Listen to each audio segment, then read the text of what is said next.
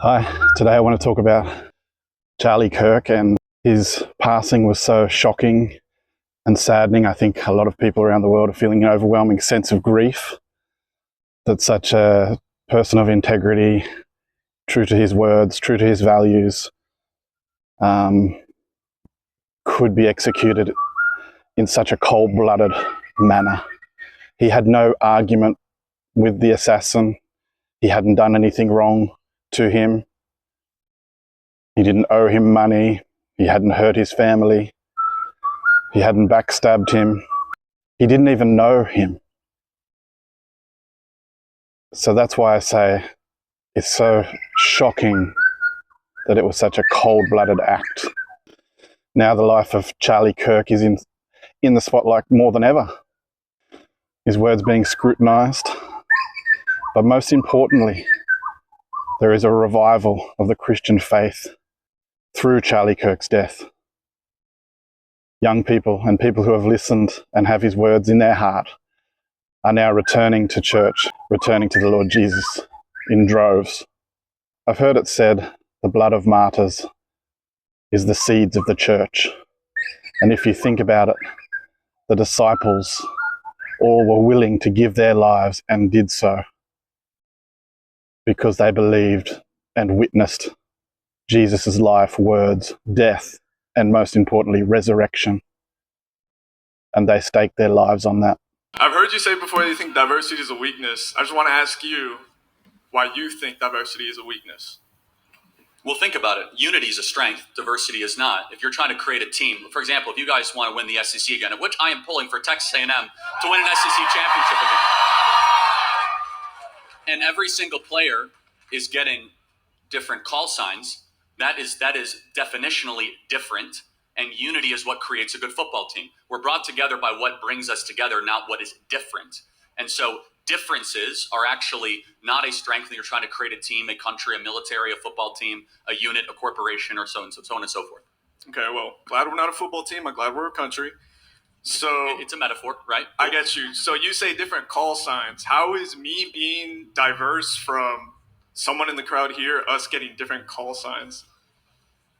Well, I mean, again, it's a metaphor, well, right? Yeah. If like Elon Omar comes into America okay. and doesn't share our values, doesn't speak our language, and hates America, different call signs, not united, diversity becomes a weakness, not a strength. When you import a lot of people that don't share your values, like we have been from Somalia and from the third world, all of a sudden they say diversity is a strength. Is it really? Is diversity a strength in Minneapolis? Is that really a strength? No. You know what is a strength?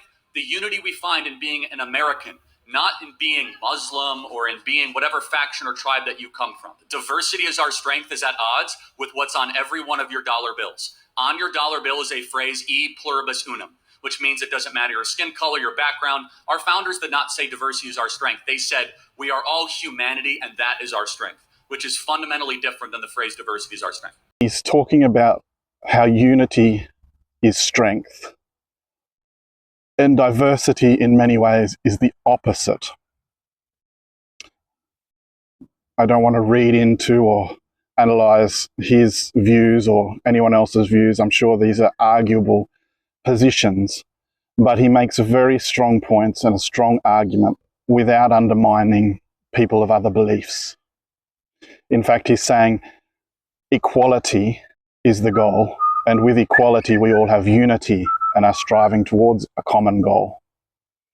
Diversity means there's potential of going in opposite directions and having division. He's not talking about diversity of skin color. He's talking about diversity of values. He's talking about unity of merit,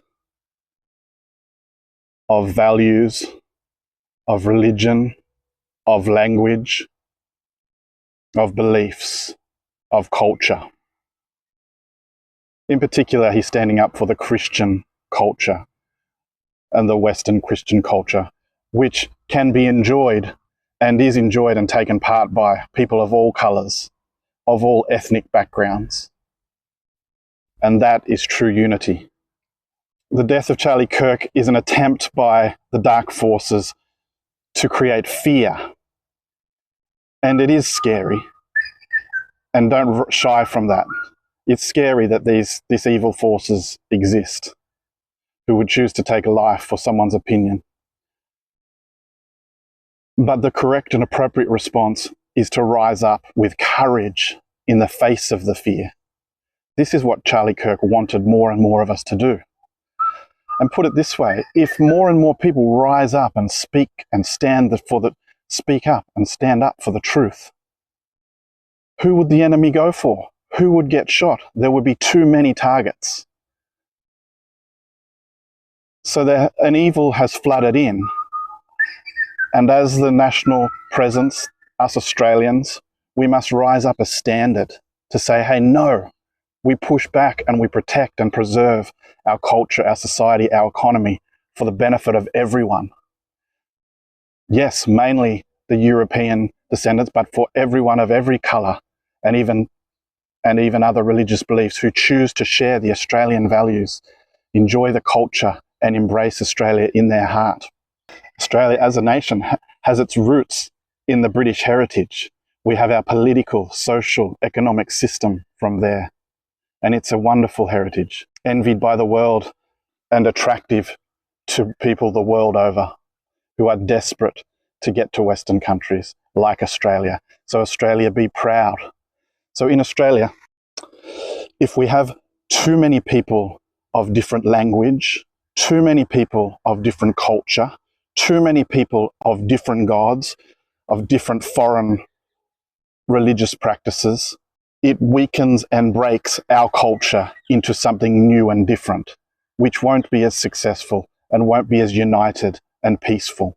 So there is nothing wrong with helping asylum seekers or refugees or people who come to the country through the proper channels, applications, through skilled work and student visas.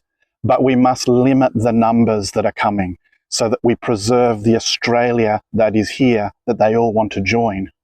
The fact that they want to come here and are able to come here shows that we have something good that we must stand and protect so that we can share it with the world and so that it is not lost. We must preserve our freedom of speech, our freedom of expression. Our heritage is Christianity, and that allows freedom of speech, freedom of expression. It allows people to even dissent and to sin and to live in lives of sin. Christianity fights for that right. It gives free will to all, and yet provides warning and example and hope of a better way of life, more abundant through the words of Jesus Christ. And so if you are an Australian, if you are a Christian, even if you are not a Christian, I would argue that you are a nominal Christian because you believe in the values of Australia, the rule of law, the political democracy, the trust in our business operations. So even if you do not say, I am a Christian, you are operating within Christian values and Christian principles, and it's what binds us together here. I grew up in a small country town, and probably a small percentage of us went to church and would profess that we are Christians. And yet the others were not worshipping foreign gods, we're not bringing in other cultures, and we're not speaking other languages. Therefore, as Australians, we had unity in our political system, in our economy, in our culture as a nation, which is supported and allowed through the Christian heritage. So you do not have to be a Christian to support everything I say or everything Charlie Kirk says or the nationalised movement, but you acknowledge and love the Australian heritage and culture that we grew up with and love. And we want to protect and preserve that you have free speech of your ideas and your expression. You can be an individual, and this country loves the individual and looks out for the individual, whether they're sick, disabled, poor.